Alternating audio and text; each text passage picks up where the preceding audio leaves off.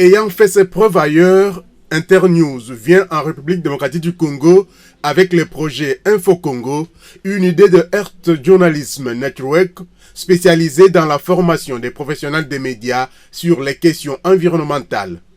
Info Congo, dont la présentation du projet est intervenue ce mercredi 26 août 2015, entend développer en RDC des plateformes tout en mobilisant les informations environnementales existantes.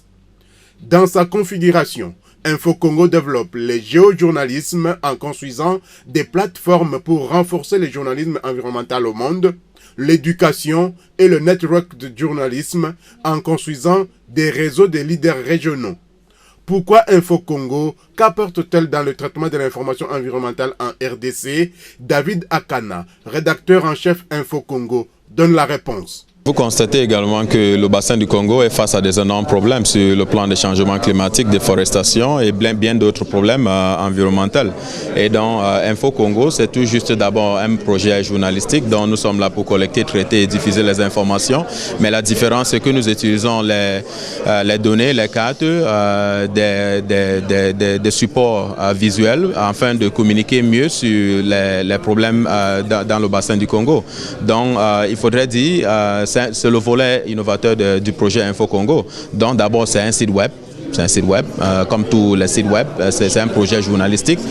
Et en plus de cela, nous allons utiliser plus des cartes, plus des données pour essayer de rendre compte des différents problèmes que font face le bassin du Congo. Peu avant la présentation du projet par David Akana, Dr Landing Mann, directeur de l'Observatoire satellitaire des forêts d'Afrique centrale OSFAC, a présenté la situation des forêts en Afrique vue par le satellite. Pour lui, les informations sont disponibles et sont à la portée des journalistes environnementaux. Pour prendre une bonne décision, surtout dans le secteur de l'environnement, il faut disposer d'une bonne information, a ajouté le directeur de l'OSFAC. Dans les interventions qui ont suivi la présentation du directeur de l'OSFAC, il faut compter sur celles faites par Madame Marie-Thérèse du Centre national d'information sur l'environnement et celle de Madame Herter Bomas de l'USAID. Avec le projet Info Congo, nous, je cite, le gouvernement des États-Unis, l'USAID et le CARPE espérons avoir une plateforme pour partager l'information et sensibiliser la population du bassin du Congo vers des initiatives environnementales et leur lien avec des autres secteurs comme la santé, l'éducation et l'agriculture.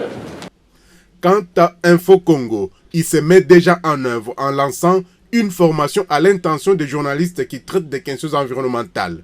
Grâce à cette formation, qu'ils vont bénéficier pendant 3 jours, soit du 27 au 29 août prochain, les journalistes congolais de l'environnement seront une fois de plus outillés dans la collecte, le traitement et la diffusion de l'information environnementale avec doigté.